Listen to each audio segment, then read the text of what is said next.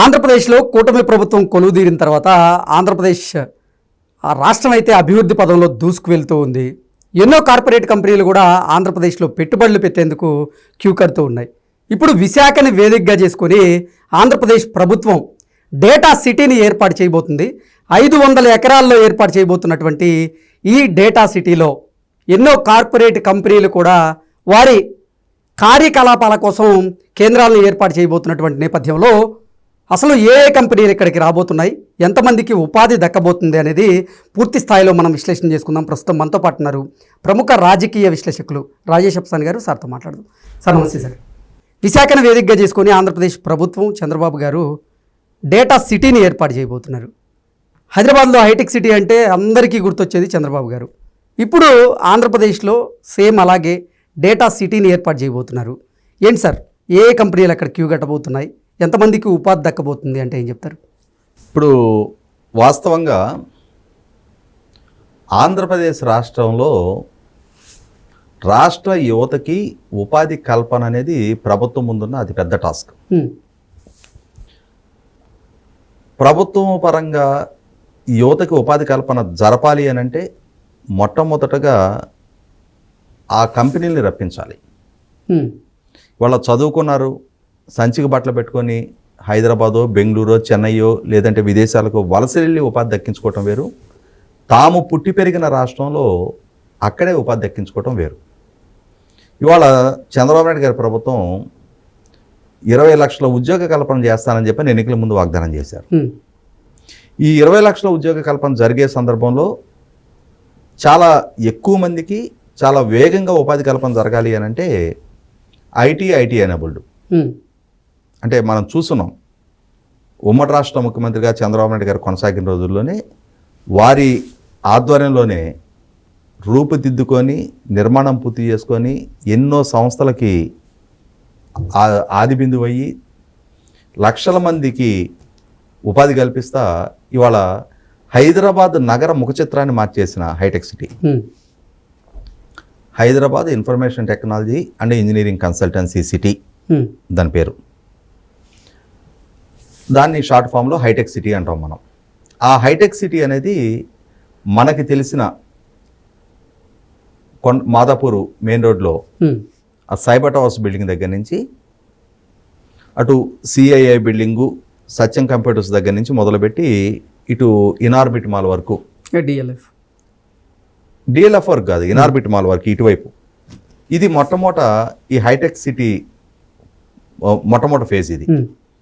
దీని తర్వాత డిఎల్ఎఫ్ ప్రాంతం, ఆ తర్వాత ఫైనాన్షియల్ డిస్ట్రిక్ట్, ఆ తర్వాత ఇప్పుడు ఆదిబట్ల. అంటే ఒక్కొక్క ప్రాంతం ఎగ్జాస్ట్ అయ్యే కొద్ది కూడా అక్కడ ఆ పెరుగుతున్న యాంబియన్స్, అక్కడ దొరుకుతున్న నైపుణ్యంతో కూడిన ఉద్యోగులు, ప్రభుత్వపరమైన మెరుగైన పాలసీసు, ఆ నగరంలో ఉండే వాతావరణ స్థితిగతులు, నగర యాంబియన్స్, సివిక్ కమ్యూనిటీస్, వీటన్నిటి నేపథ్యంలో కాస్ట్ ఆఫ్ లివింగ్, ఇవన్నీ సపోర్టివ్గా ఉంటే ఒక్కొక్క కంపెనీ గ్రౌండింగ్ అవుతూ ఉంటుంది.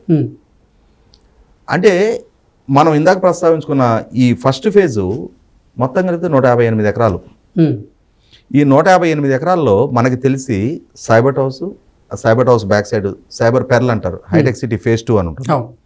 దాని పక్కన ఒరాకిల్, డెలాయిట్, ఆ తర్వాత హెచ్ఎస్బిసి, డెల్, సత్యం కంప్యూటర్స్, ఇప్పుడు టెక్ మహీంద్రా అయింది. అంటే ఈ opposite TCS, Raheja mind space, Vanenburg IT వరకు మనం లెక్కేసుకుంటే ఆ కొద్ది ప్రాంతంలో కొన్ని లక్షల మందికి ఉపాధి దక్కుతూ ఉంది అక్కడ.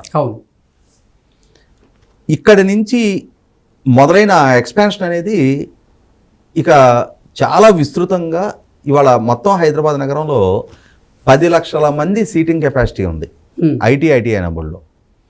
డైరెక్ట్ ఎంప్లాయ్మెంట్ ఒక పొటెన్షియల్ 1 మిలియన్ ఎంప్లాయీస్ ఉంటే వాళ్ళ మీద బేస్ చేసుకొని ఇంకొక 3-4 మిలియన్ల ఇండైరెక్ట్ ఎంప్లాయ్మెంట్ దక్కుతుంది. అంటే మొత్తం తెలంగాణ ఆర్థిక స్వరూపాన్ని డిక్టేట్ చేసే ప్రాంతాలు అవి. మరి ఆ రోజు చంద్రబాబు నాయుడు గారు ఆయన ఆ హైటెక్ సిటీ ఫౌండేషన్ వేసిన రోజు ఈ రాళ్లలో రప్పల్లో ఏంటి అన్నారు. ఏంటో అనేది కాలం నిరూపించింది. అలాగే ఇవాళ విభజన జరిగిన రాష్ట్రం, గ్రామీణ నేపథ్యం ఉన్న రాష్ట్రం, పారిశ్రామికీకరణ పెద్దగా లేని రాష్ట్రం, విద్యా వైద్యం ఉపాధికి పక్క రాష్ట్రాల మీద ఆధారపడుతున్న రాష్ట్రం. మరి అటువంటి రాష్ట్రంలో ఉన్న యువతకి ఎల్లకాలం పక్క రాష్ట్రాల మీద ఆధారపడి ఎక్కడో ఉపాధి పొందుతా వాళ్ళ కుటుంబాలు ఆ గ్రామాలు వలసలతో కొనారిల్లిపోతున్న పరిస్థితుల్లో తమ రాష్ట్రంలో కూడా ఉపాధి కల్పన జరగాలి, ఆ రాష్ట్రానికి కూడా సంపద సృష్టి ద్వారా ఆ రాష్ట్ర ప్రభుత్వానికి కూడా ఆదాయం సమకూరాలి, ఆ ప్రాంతం కూడా అభివృద్ధి చెందాలి అని చెప్పని ఆకాంక్షించడం తప్పు కాదు. ఆ దిశగా చంద్రబాబు నాయుడు గారి ప్రభుత్వం ఇవాళ విశాఖపట్నంలో డేటా సిటీ అంటే ఇవాళ మారుతున్న సాంకేతిక పరిజ్ఞానం ఐటీ ఎనేబుల్డ్ కూడా కాలం చెల్లుతూ ఉంది. రాబోయే రోజులు మొత్తం కూడా ఆర్టిఫిషియల్ ఇంటెలిజెన్స్ డిక్టేట్ చేయబోతా ఉంది. ఒక రకంగా నేను రీసెంట్గా ఒక 3 days బ్యాక్ నాకు ఒక ఐటీ నిపుణులు ఒకరు కలిశారు. ఆయన ఒక కంపెనీ ఓన్ చేస్తూ ఉన్నారు, చాలా ఉన్నత విద్యావంతుడు, దశాబ్దాల నుంచి విదేశాల్లో ఉంటూ హైదరాబాద్లో కూడా కార్యకలాపాలు నిర్వహిస్తూ ఉన్నారు. ఆయన నాకు చెప్పింది అయితే రాబోయే కొద్ది సంవత్సరాల్లో హైదరాబాదు నగరంలోనే అంటే ప్రపంచవ్యాప్తంగా మార్పు చేర్పులు రాబోతున్నాయి. ప్రస్తుతం మనం హైదరాబాద్లో ఉంటున్నాం కాబట్టి హైదరాబాద్ నగరంలోనే 1/3 of the IT employees job కోల్పోతారు. ఆర్టిఫిషియల్ ఇంటెలిజెన్స్ రీప్లేస్ చేయబోతా ఉంది, డిక్టేట్ చేయబోతా ఉంది. కంపెనీలకి ఆర్టిఫిషియల్ ఇంటెలిజెన్స్ ఫీజిబుల్గా ఉంటుంది. ఇది కూడా మనం చూసాం కదా, అమెరికన్ కంపెనీలతో కంపేర్ చేసినప్పుడు చైనా చాలా తక్కువ ఖర్చుతోటి మెషిన్ తయారు చేసింది అని చెప్పని నిన్న స్టాక్ ఎక్స్చేంజ్ మొత్తం కూడా అమెరికన్ కంపెనీలన్నీ కూడా కొప్పుకూలిపోయినాయి. మన ఇండియన్ స్టాక్ ఎక్స్చేంజ్ కూడా 1 million crores సంపద నష్టపోయింది, 10 లక్షల కోట్ల సంపద నష్టపోయింది. అంటే ప్రపంచవ్యాప్తంగా వస్తున్న సాంకేతిక మార్పు చేర్పులు. ఒకరోజు ల్యాండ్లైన్ ఫోన్ కూడా ట్రంకాల్ బుక్ చేసుకోవాలి. ఎవరికైనా కాల్ చేయాలి అని అంటే మనం ఫోన్ లిఫ్ట్ చేస్తే టెలిఫోన్ ఎక్స్చేంజ్ నుంచి వాళ్ళు రెస్పాన్స్ ఇస్తారు. వాళ్ళకి పలానా నెంబర్ కనెక్ట్ చేయమని చెప్తే వాళ్ళు ఆ నెంబర్కి కనెక్ట్ చేసి మళ్ళీ చెప్తే అప్పుడు మనం మాట్లాడుకోవడానికి ఆస్కారం ఉంటుంది. ఈలోపు ఈ ఆపరేటర్ మన మాటలన్నీ వింటూ ఉండొచ్చు. అంటే ఈ విధమైన విప్లవాత్మకమైన ఆవిష్కరణలు జరుగుతూ ఉన్న సందర్భంలో దాన్ని అందిపుచ్చుకొని దానికి అనుగుణంగా యువతని తీర్చిదిద్దుకొని ఆ అవకాశాలు అందుకునే విధంగా చేయటం అనేది పాలకుడి దూరదృష్టికి నిదర్శనం. అలాగే ఇవాళ చంద్రబాబు నాయుడు గారు కూడా ప్రపంచవ్యాప్తంగా డేటా సెంటర్స్కి అలాగే ఈ ఆర్టిఫిషియల్ ఇంటెలిజెన్స్కి ఉన్న రాబోతున్న డిమాండ్ని పసిగట్టి ఆ దిశగా ఆ విధమైన సర్వీసెస్ ఆ విధమైన కంపెనీలని ఆకర్షించాలి, అవి ఎస్టాబ్లిష్ చేయించాలి, ఆ అవకాశాలు తమ రాష్ట్ర యువత అందుకోవాలి అని చెప్పని విశాఖపట్నంలో 500 ఎకరాల్లో ఒక డేటా సిటీ జస్ట్ లైక్ హైటెక్ సిటీ దాన్ని రూపకల్పన చేస్తూ ఉన్నారు. అంటే నేను ఎందుకు చెప్పానంటే ఇక్కడ 158 ఎకరాలు అనేది 158 ఎకరాల్లో ఎస్టాబ్లిష్ అయిన కంపెనీలు ఇంత సంపద సృష్టికి మార్గం సుగమం చేస్తే ఇప్పుడు అక్కడ 500 ఎకరాల్లో ఇప్పుడు ఆల్రెడీ ఇన్ఫోసిస్, టీసీఎస్ లాంటి కంపెనీలతోటి మాట ముచ్చట అయిపోయింది. కాగ్నిజెంట్తో కూడా మాట్లాడాము, వాళ్ళు త్వరలో గుడ్ న్యూస్ చెప్పబోతున్నారు అని చెప్పని ఐటీ మినిస్టర్ మన రీసెంట్గా చెప్పడం జరిగింది. ఇక్కడ లోకేష్ చాలా లోతైన నాయకుడు, అంటే చాలా కాన్ఫిడెన్షియాలిటీ మెయింటైన్ చేస్తాడు. అటువైపు నుంచి 100% కాదు 200% కన్ఫర్మేషన్ ఉంటే కానీ తను అనౌన్స్ చేయడు.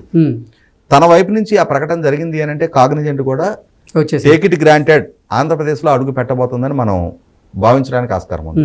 అలాగే ఇప్పటికీ విజయవాడ కేంద్రంగా పనిచేస్తున్న హెచ్సిఎల్ కూడా ఇంకొక ఎక్స్పాన్షన్కి ఇంకొక 10,000 మందికి ఎంప్లాయ్మెంట్ క్రియేట్ చేసే విధంగా ఆలోచన చేయమని హెచ్సిఎల్ వాళ్ళతో కూడా మాట్లాడటం జరిగింది. అదే సందర్భంలో ఇన్ఫోసిస్ కూడా తన కొత్త క్యాంపస్ని ఎస్టాబ్లిష్మెంట్ కోసం ప్రయత్నం చేస్తున్నట్టుగా వార్తలు వస్తూ ఉన్నాయి. టీసీఎస్కి 30 ఎకరాలు, ఇన్ఫోసిస్కి 80 ఎకరాలు కేటాయించుతున్నట్టుగా వార్తలు వస్తూ ఉన్నాయి మనకి. మరి ఆల్రెడీ ఇప్పటికే అదానీ వాళ్ళు ఎప్పుడో 2019కి ముందే చంద్రబాబు నాయుడు గారి ప్రభుత్వం ఆ రోజు 70,000 కోట్లతోటి డేటా సెంటర్ ఎస్టాబ్లిష్మెంట్ కోసం అదానీతో ఒప్పందం చేసుకుంటే ఈ జగన్మోహన్ రెడ్డి గారి ప్రభుత్వం వచ్చినాక దాన్ని పారదోలి మళ్ళీ తర్వాత వాళ్ళతోటి 15,000 కోట్లకు ఒప్పందం చేసుకున్నారు. వాళ్ళకి భూములు కేటాయింపు కూడా జరిగింది. ఇవన్నీ 1/1 ఒకటి గ్రౌండింగ్ అవటం మొదలు పెడితే 100కి 100 పాళ్ళు ఆంధ్రప్రదేశ్ రాష్ట్ర యువత అభిష్టం నెరవేరుతుంది. సార్, కేవలం హైటెక్ సిటీ పరిధిలో ఉన్నటువంటి 158 ఎకరాల్లోనే లక్షల మంది ఉపాధి అవకాశాలు పొందుతూ ఉంటే మరి 500 ఎకరాల్లో డేటా సిటీని ఏర్పాటు చేయబోతున్న నేపథ్యంలో అక్కడ ఎన్ని లక్షల మందికి ఉపాధి దక్కేటువంటి అవకాశం ఉందంటారు? అంటే ఇప్పుడు ప్రభుత్వ లక్ష్యం వచ్చేటప్పటికి రాబోయే 5 సంవత్సరాల్లో 5 lakh సీటింగ్ కెపాసిటీ 5 లక్షల మందికి ఉపాధి కల్పన చేయాలి అని చెప్పని. అంటే రాబోయే 5 సంవత్సరాల్లో ఈ 5 లక్షలు అనుకున్న లక్ష్యం 3 లక్షలకు 4 లక్షలకు చేరినా చాలు. నెక్స్ట్ 5 years నాటికి అదే 1 millionకి రీచ్ అవుద్ది. అంటే ఇక్కడ ఏమవుద్దంటే ఒక 5 లక్షలు అనుకుందాం మనం, సార్ 5 లక్షల మందికి ప్రత్యక్ష ఉపాధి కనుక విశాఖపట్నంలో ఐటీ అండ్ ఐటీ ఎనేబుల్డ్లో లేదు ఇప్పుడు వస్తున్న ఆర్టిఫిషియల్ ఇంటెలిజెన్స్ డేటా సెంటర్స్లో ఉపాధి కల్పన కనుక జరిగింది అని అంటే దాని ద్వారా పరోక్ష ఉపాధి ఇంకొక 10-15 లక్షల మందికి దక్కడానికి ఆస్కారం ఉంటుంది. ఇప్పుడు విశాఖపట్నం జనాభా ఉన్న 20-25 లక్షలకి ఇంకొక 20 లక్షల మంది యాడ్ అవడానికి ఆస్కారం ఉంది. అంటే విశాఖపట్నం నగరమే ఇప్పుడున్న సైజు నుంచి డబుల్ ది సైజ్ పెరగడానికి ఆస్కారం ఉంది. ఒకసారి ఆ గ్రోత్ కనుక టేక్ ఆఫ్ అవ్వడం బిగిన్ అయింది అని అంటే మనం ఊహించిన స్థాయికి విశాఖపట్నం విస్తరించడానికి ఆస్కారం ఉంటుంది. దాని ద్వారా రాష్ట్రానికి కూడా ఆదాయ వనరులు సమకూరడానికి ఆస్కారం ఉంటుంది. ఎగ్జాక్ట్లీ ఇది ఒక విశాఖపట్నం తోటి ఆగదు, అమరావతిలో అవుతుంది, తిరుపతిలో అవుతుంది, ఎక్కడికక్కడ ఆయా ప్రాంతాల్లో అక్కడున్న మెరిట్స్ ప్రాతిపదికగా. ఇప్పుడు మొత్తం తెలంగాణలో హైదరాబాద్ ఒక దగ్గరే ఫోకస్ అవుతుంది, కానీ ఆంధ్ర ప్రాంతానికి ఉన్న అడ్వాంటేజ్ ఏంటి అంటే అక్కడ ఉన్న నైసర్గికంగా ఉన్న విస్తృత ప్రాంతం నేపథ్యంలో ఎక్కడికక్కడ ఫోకస్ చేయడానికి ఆస్కారం ఉంటుంది. కాబట్టి ఆల్రెడీ అమరావతిలో కూడా గతంలోనే 1600 ఎకరాలు సింగపూర్ కన్సార్టియం వాళ్ళకి స్టార్టప్ ఏరియా కింద కేటాయించడం జరిగింది. జగన్మోహన్ రెడ్డి గారి ప్రభుత్వం వచ్చినాక దాన్ని రద్దు చేశారు. ఇప్పుడు అమరావతి చాలా వేగంగా అభివృద్ధి చెందాలి అని అంటే అమరావతి మీద కూడా ఈ విధమైన ఫోకస్ జరుగుద్ది. ప్రస్తుతం విశాఖపట్నం మీద ఫోకస్ చేస్తూ ఉన్నారు. అమరావతి రోడ్ ఇన్ఫ్రాస్ట్రక్చరు ఇవన్నీ ఒక టేక్ ఆఫ్ అయ్యి ఒక స్టేజ్కి వచ్చే నాటికి అమరావతి ప్రాంతం మీద, అలాగే రాయలసీమలో ప్రధానంగా తిరుపతితో పాటుగా అంటే మనకి హిందూపూర్ ప్రాంతం బెంగళూరు ఇంటర్నేషనల్ ఎయిర్పోర్ట్ నుంచి 65 కిలోమీటర్ల దూరంలో మాత్రమే ఉంటుంది. కాబట్టి అనంతపూర్ జిల్లాలో కూడా బెంగళూరు ఆల్రెడీ ఇప్పటికే ఎగ్జాస్ట్ అక్కడ. అంటే అక్కడ ట్రాఫిక్తో కానీ సివిక్ కమ్యూనిటీస్ పరంగా ప్రజలు చాలా దుర్భరమైన పరిస్థితులు ఎదుర్కొంటూ ఉన్నారు. ఇటువంటి పరిస్థితుల్లో ఆ స్పిల్ ఓవర్ క్రౌడ్ని ఆకర్షించడానికి అనంతపూర్ జిల్లా కూడా చాలా ఐడియల్గా ఉంటుంది. మరి ఆ దిశగా 100% ప్రభుత్వ పరంగా ఆ దృక్పథాన్ని ప్రదర్శిస్తారు, ఆ విధమైన చొరవ చూపిస్తారు, ఆ విధమైన అభివృద్ధి సాధిస్తారు. రాష్ట్ర యువతకి ఎన్నికల ముందు తాము వాగ్దానం చేసిన 20 లక్షల ఉపాధి కల్పన కన్నా మిగులుగానే ఉపాధి కల్పన జరగడానికి ఆస్కారం ఉంటుంది. Okay sir, thank you so much.